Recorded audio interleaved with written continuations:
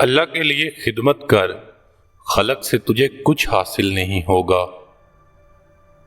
جب تم بیمار ہوتے ہو تو اپنے گناہوں سے توبہ استغفار کرتے رہو، جو اس بات کا ثبوت ہے کہ تیری بیماری نے تجھے بیدار کر کے باہوش بنا دیا۔ اگر چاہتے ہو کہ سورج کی طرح چمک جاؤ تو اپنی ہستی کو اپنے یار کے سامنے جلا دو۔ محبتیں مرض سے صحت بخشتی ہیں اور قہر رحمت میں بدل جاتا ہے۔ نادانوں اور جاہلوں کی صحبت سے گریز کرو اور لوگوں کی جفائیں برداشت کرو۔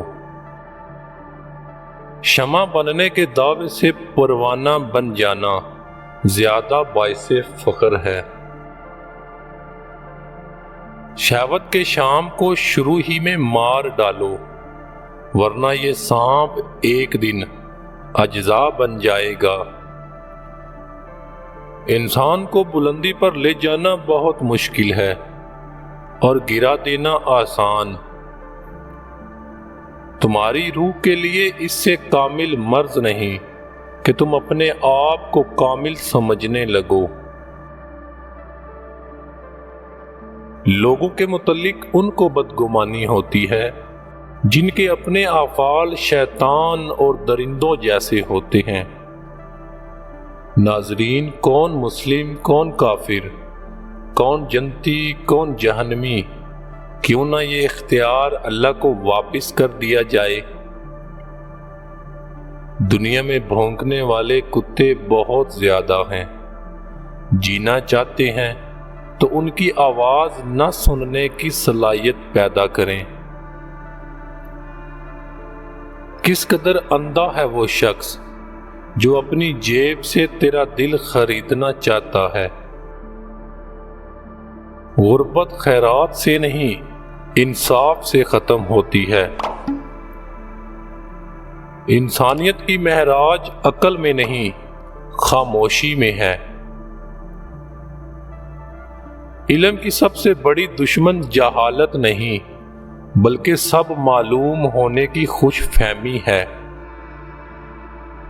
مومن وہ نہیں جسے بھائی مدد کے لیے پکارے اور اسے قرآن سنانا شروع کر دے۔ ایک اندھا اگر دوسرے اندھے کو راستہ بتائے گا تو دونوں گڑھے میں گریں گے۔ جس قوم میں تعمیر، تعلیم اور صحت کے شعبے منافع بخش کاروبار بن جائیں، اسے دنیا کی کوئی طاقت تباہی سے نہیں بچا سکتی۔ تم ایسے غلام ہو کہ جب زمانہ تمہاری زنگ آلودہ بیڑیاں اتار کر چمکدار بیڑیاں پہنا دیتا ہے تو تم اپنے آپ کو آزاد سمجھتے ہو۔ میں نے بدتمیز لوگوں سے تمیز سیکھی ہے، باتونی لوگوں سے خاموشی سیکھی ہے اور بے ادب لوگوں سے ادب سیکھا ہے۔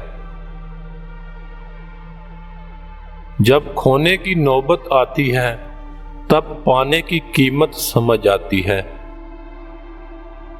بوجھ میں اگر محبت نہ ہو تو وہ بے شک ایک تنکے کا ہو، برداشت نہیں ہوتا۔ دنیا کا طاقتور ترین شخص وہ ہے جو سب سے زیادہ تنہا ہوتا ہے۔ ہم ایک ایسی دنیا میں رہتے ہیں جہاں ہمیں محبت چھپ کر کرنی پڑتی ہے، جبکہ تشدد ہم دن دہاڑے کرتے ہیں۔